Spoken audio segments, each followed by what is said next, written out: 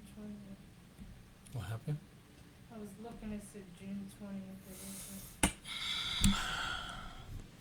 Okay. I should be on. You see anything yet? Okay. What's up, dialysis disciples? So, what time is it? It's 6:15. So I was talking to myself for 15 minutes. I don't know what happened. So I appreciate you guys being here. If you're live, team live. If you are replay, team replay. So let's catch up. Let's do it all over again. I guess that was practice. All right. So let me ask y'all something. How many of you have ever sat in that chair thinking, Lord, I'm so tired of this feeling, right? I feel like I'm losing pieces of myself every treatment, right? And that's what I call dialysis drift. And we're going to talk about that a little later, right? Right. If you ever walked into the center feeling frustrated, like there's a lot of emotion surrounding dialysis treatments, whether you're in center or if you're at home hooking up yourself to the machine, or if you get peritoneal, right? There's a lot of emotions, right? But one of them we want to talk about tonight is that frustrated feeling, and it wears you out. And, maybe you're even mad. You're mad at life for putting you here. I get it. You're not alone. I mean, I felt that way, right? So, for those of you who don't know, I'm Troy Sneed, 25 plus year kidney warrior, right? Who's learned that even in the hardest seasons, God still trains, He still teaches, and He still transforms us if we let Him, right? So tonight's training, starting 15 minutes late, it's called Faith Over Frustration. How to turn treatment days into training for your next season. Right? By the end of this live, you're gonna see, hopefully, you're gonna see dialysis in a totally different light. Right? That's what we like to do on these lives is shift your perspective. Yeah, you understand how to shift frustration into fuel, and learn how to walk out of that clinic or get up from that chair with more peace, with more purpose, right, and more spiritual strength than you started with. Right? If that sounds like something you need, put yes in the chat, and let's go. Right? If you waited for 15 minutes, wondering where I was, and you're still here, you're the real MVP. Right? Put yes in the chat. Right? All right. So, um, you know, it looks like it might be a lot of people on replay for this one, but okay, let's get it. So, what we have to understand is the real fight. Right? How many of you ever felt like no matter how much you stay strong, like the whole process keeps pulling you down little by little, right? And that's what we call dialysis drift. Like you show up every week, you do what they tell you, but deep down, it feels like something's being pulled from you or taken from you. It might be your joy, it might be your confidence, and it might even be your faith, right? I've been there, right? You know, and when I was there, I didn't realize it, but what shifted later was that I learned that no matter how frustrated I was about the situation, right, or how worn out I felt, right, God was right there the whole time. Like, even when I felt alone, He never left, whether I knew it or not, right? He was working quietly in the middle of what felt like chaos. And some of us right now are in that position, and we can't feel or see or hear God because we're overwhelmed by all of that, right? And later, we're going to talk about how to get over that too, right? So here's what it taught me. Like like I said, frustration is just misplaced fuel. It's a different energy. So think about it. Like when you're sad and depressed, that's a low frequency energy, right? It makes you lethargic and slow. But frustration is like pent up, and it's like you might want to punch something, right? So that's a different level of frequency and energy. But what you have to do is you have to shift that energy into something that serves you. That makes sense? One's in the chat if that makes any sense, right? Because it's just a different type of energy. The frustration is a power. You just got to find the right outlet for it, right? So, you know, so how can I say this? So I just want to let you know, guys, that I know how you all feel, right? I'm not on here to preach at you. I want you to know that I can relate to every one of those feelings. Sometimes it was anger, sometimes it was confusion, right? And I'd wonder, if life would ever feel normal again, right? But what I found is every time I pushed through, I started noticing how God in the small things. Whether it was I started recognizing the kindness of the nurses. Just think about it. Yes, the nurses and the techs and the doctor, they're getting paid, right? But think about it. They're dedicating a huge part of their life to take care of you. Think about it. Y'all know what I mean when I go like that, right? And when you start thinking about things that way, that's how you shift that frustration into fuel, because gratitude is fuel, right? So when you start seeing it from that perspective, you know, things will change, right? It also shows you, like, it also switches you from perceiving your situation as punishment, to preparation, right? So think about it, like the real battle isn't between you and the machine or you and your diagnosis, right? It's between what you see and what you believe. Now I can go down a deep rabbit hole with that one, but I'm not, right? But when you start to realize God's presence never leaves you, right? Once you can accept that He's always there, that gives you the ability to shift your frustration, and your frustration loses power. Because the frustration, that's an emotion that comes from the enemy, right? He wants to have you frustrated. He wants to have you in with those negative emotions, right? The word says, I believe in Philippians, that think on things that are good and joyous and pure and of good report, right?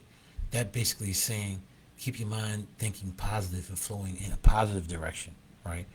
And when you're feeling that frustration about your situation, that's an easy power to shift.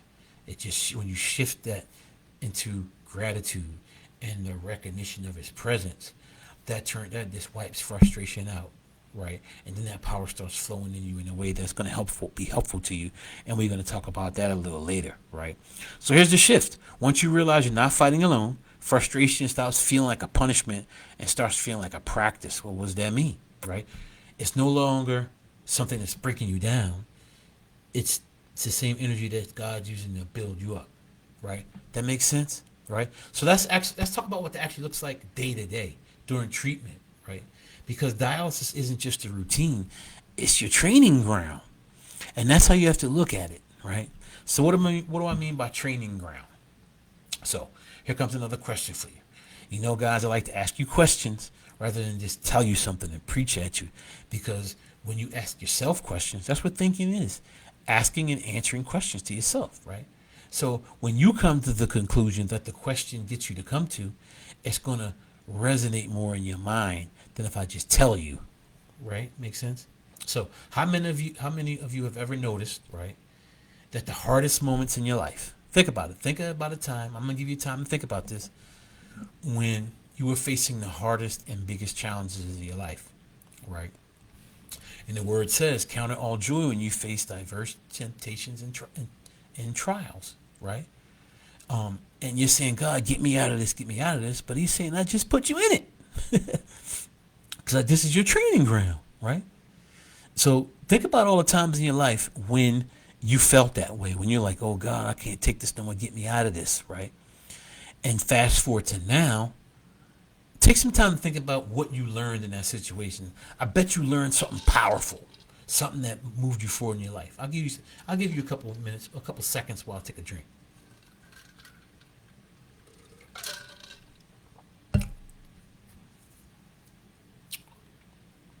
Think about that, right? So, dialysis is one of those moments, right? You're in it now, right? But God never wastes pain, right? So what you're going through right now is training ground. It's for you to learn, but you have to see it, you have to realize it, and you have to let Him teach you, and you have to count it all joy, right? It's a test of endurance, but it's also a training ground for patience, faith, and perspective, right? So each session, each time, each trial, right, or maybe even each treatment, right, is a chance to practice spiritual conditioning, right? And it's what I call the faith conditioning cycle. I'm going to teach you about that. If you're taking notes, write down the faith conditioning cycle, conditioning cycle, right? Now, this is important, as you move forward, right, in the frameworks that we learn here on Dialysis Disciples, this 3-part conditioning cycle will change in definition. And maybe you'll understand better when I go through it. So, faith conditioning cycle. The first part of the cycle is frustration. Right? That's what we're talking about. But just think about it. When you're frustrated, it reveals what needs healing. Right? Like, if something frustrates you, that means you need to heal from that. That means you need to learn from that. Right? So if you're frustrated about going to dialysis, right? Every time you hook up, when you're walking into the clinic or whatever, and you're frustrated about it, that's your spirit telling you that there's something in this you have to heal from, right? So what we do and what I like to teach my clients in that situation is we go fast, right? As you know, we have a book, A Gifted Tome, the 40-Day Spiritual Fast for Dialysis Patients, right? And in this book, it leads you down the path of fasting. Now, as a dialysis patient, we know we don't like to do a traditional fast because we know it really messes with our electrolytes. But this spiritual fast, in my opinion, is better because it doesn't just attack your physical fleshly desires. It cleans your heart, right, and your spirit, right. So once you go through that part of the cycle, you're going to learn after 40 days what God wants from you because you're going to be fasted and you're going to hear his voice. And once you learn what he's telling you, that's what you're going to focus on, right? But again, there's steps to this. Before you can do all that, your focus might just be on learning how to deal with treatment in a way that doesn't lead to constant frustration. That's the cycle, right? So I remember how this helped me is when we moved, my family and I, we moved to Arizona in 2020 from Pennsylvania, right? And, you know, I have been on dialysis for a few years after my second transplant failure, right? And I was frustrated. But like I said, he's always here. He's always with me. So, again, you can learn about this in the book. But he led me to Arizona, right? And in Arizona is when he taught me about fasting. How that happened is, you know, I'm on the Mayo kidney transplant list here in Arizona. And when I got to Mayo and sat down with them, they said, write your kidney story. Like basically, you know, when you learn you had kidney disease up until the present, right? And with a plea or a request to people to donate. So I did that. I wrote that story.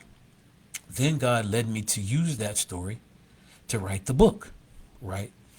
And because of a previous fast I did, it's called the Surrender Fast by Dr. Celeste Owens, right? And the way she formatted her fast, right, led me to combine my kidney story in the fasting format, devotional reflection format that she used. So A Gifted Tome was born, right? So through the fast, on day 38, I'll never forget, he showed me what my purpose and assignment in life was. And that's to help you, right? So that leads me to focus. So every time I go to treatment, when I look forward to going to treatment, yes, I look forward to treatment because I know that's when I'm going to hear his voice the most, because that's when I'm in the fast, doing the book and doing what's in the book, right? And when I'm not, I'm focusing on helping you guys, whether it's content, whether it's prepping for live, whether it's DMing people and helping and praying them. That's what my focus is now. Does everybody understand that? Right? So you just got a little piece of the framework that we use to help our clients and help dialysis patients that we coach. Everybody got that? So, like we know, so let's talk about a little bit more about fasting. Like fasting isn't just about food. It's about focus, right? You can fast from negativity, complaining, from comparison, right? And those type of spiritual attacks, right? And every time you do, you reset your heart and you remind yourself this isn't punishment, it's preparation. The dots connecting for you guys, right? So let me promise you something, right? And I'm confident in promising you this because this is the Father's plan, not mine. And we know He never lies. So I promise you this. If you start viewing each treatment as training, right, everything shifts. You walk, maybe you walk in heavy a little bit, but you're gonna leave lighter. And once you start practicing this a little bit, you'll see how you start elevating your game, right? And then you start to see how, let me start concentrating on other things that have a higher level. Like you completed the fast, now you know what God wants from you, right? And now now use that dialysis time to work on that. Got it? Some fires in the chat if that opened up something for you, right? Okay, so now that you see dialysis as training, right? Let's talk about what you can actually do, in those frustrating moments to take back control of your peace. And again, I'm speaking to people who are early in the process, right? I'm not speaking to you if you're able to go into the dialysis unit and sit down and start working on your purpose while you're on the chair. I'm talking to you guys that are still in the frustration stage, right? So I mean, you want to know exactly what to do when you're sitting there, right? And maybe you're frustrated because you got to spend time here and there's other things you'd rather do, right? Who wants that? Let me get 3 in the chat because what I'm going to do, I'm going to give you 3 practical ways to shift frustration into faith, right? This is what I promised you on the intro, and this is what I promised you in the promo videos, right? So first thing you do, right, is you got to refocus your mind. What does that mean? Right? So when frustration shows up, whether it's either in the beginning of treatment, during treatment, even after treatment, right, don't push it away. Listen to it. Pause and pray. Father, what do you teach me in this moment right now? What are you showing me that I have to work on? Right? That single question will turn an instant frustrating reaction to revelation because you'll get answers, especially if you're in the middle of the book fast. You're going to start hearing his voice, guys, I promise, right? Second thing you do, right? The second thing you do for the reset is refuel your spirit, right? You speak out loud, right? Have affirmations, have verses memorized, right? Ephesians 6:10, I am strong in the Lord and in the power of his might, right? There's power in the tongue, life and death in the power of the tongue, right? So when you start saying these things, you're bringing life to yourself, right? Instead of saying death words like, I can't take this no more, and saying, I'm strong in the Lord and the power of his might, that's going to elevate and turn your frustration into fuel, right? Your words build your world. Like the whole universe, everything you see is because God said, let there be light. He said things. So your words have power. We are made in his image. So if his words have power, our words have power. So I am strong in the Lord and the power of his might. And you start saying those things. That's going to refuel your spirit, right? Spiritual fast. It's going to refuel your spirit, right? And the third thing you do right early in this process is reset your body. What does that mean? So something I've been doing is no matter what I'm doing, I'm on it. Like I said, I'm on my laptop. I'm working on the purpose that God gave me, taking care of you. But when that blood pressure squeezes, I stop and I take breaths. It's therapeutic because I feel myself getting hyped talking to you now. But when I take these breaths, it calms me and slows me down. The same thing happens when you're in that machine, right? Relax your shoulders. Whisper a short prayer, right? Father, thank you for the opportunity to get this treatment. I know there are people out in the world who can't receive this treatment. Thank you for allowing me to. Thanks for my transportation here. Thanks for the nurses and the doctors, and everyone who's committed to helping me. My caregivers, my loved ones, right? And that'll ground you. This isn't the end of my story. It's part of my training, right? Now, when you practice this rhythm, refocus, refuel, reset, your sessions stop feeling like punishment and they start becoming peaceful, right? You'll leave more grounded, clear, and spiritually steady. All right, so I got a Bible story for y'all, right? You know I got a Bible story for y'all. Y'all know I gotta do that, right? So how many of you know you heard of Joshua? He has his own book, right? So Joshua in the walls of Jericho. So quick context. Moses, had the people. You read the beginning of the Bible. Moses rescues his people. There's old movies on it, right? He passes away. Joshua takes him into the promised land, but it was a big city they had to take, and that was Jericho. They were locked in because they heard about Joshua and the people of Israel just wrecking, coming through stuff. So they walled themselves in. So, Joshua faced a wall that was too strong for him to tear down, right? God didn't tell him in this situation to fight harder. What did he tell him to do? He told him to walk, stay faithful, and trust the process. Y'all seeing the connection? That's about consistency, right? He told him to walk around the walls, blowing horns for 6 days. And on the seventh day, he told him and all the Israelites to shout, right? And this is God's way of teaching us that his strength is stronger than our strength, right? And our obedience is the most powerful action we can take, right? So think about dialysis. It can feel like a wall, like a structure that won't move. I got to come here every day, every night, right? And a little side note, someone posted, I think it was Tiffany. I don't know if you were in here, Tiffany, but she posted something that said, and again, it's not about comparison, but we as dialysis warriors, right? We don't have a cure for what we go through, right? Even a kidney transplant is just a treatment, right? Cancers go into remission, like everything else can be wiped out of you, right? But we have to go through it forever, right? Tough pill to swallow, can cause frustration, right? But in the story of Jericho, he tells us that consistency, right? Being obedient to him, and your obedience is going to come from fasting, learning your purpose, and focusing on the assignment he gives you, right?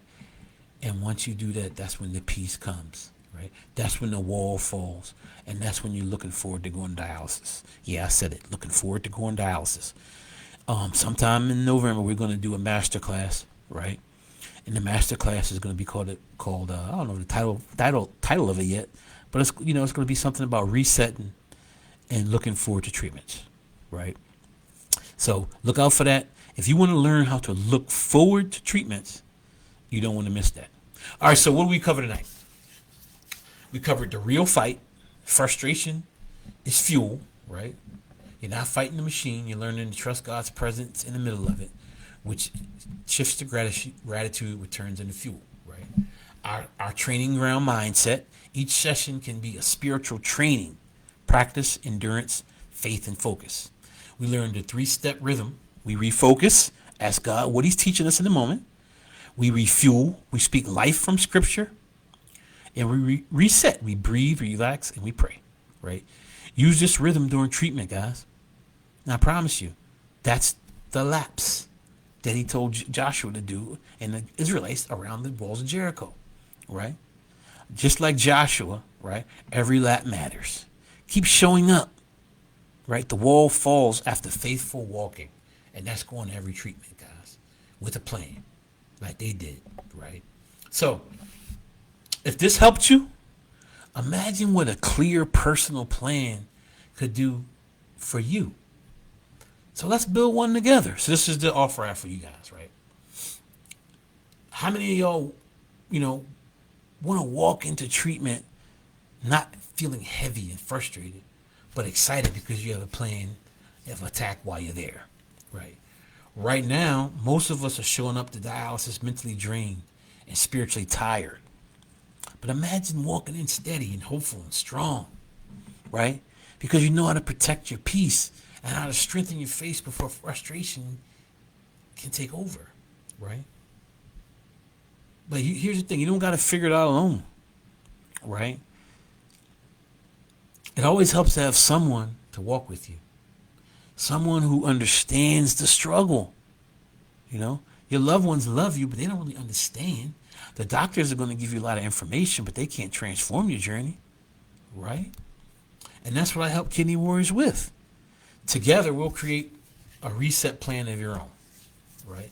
A personalized roadmap that's going to renew your energy, whether it's physical energy, spiritual energy, emotional energy.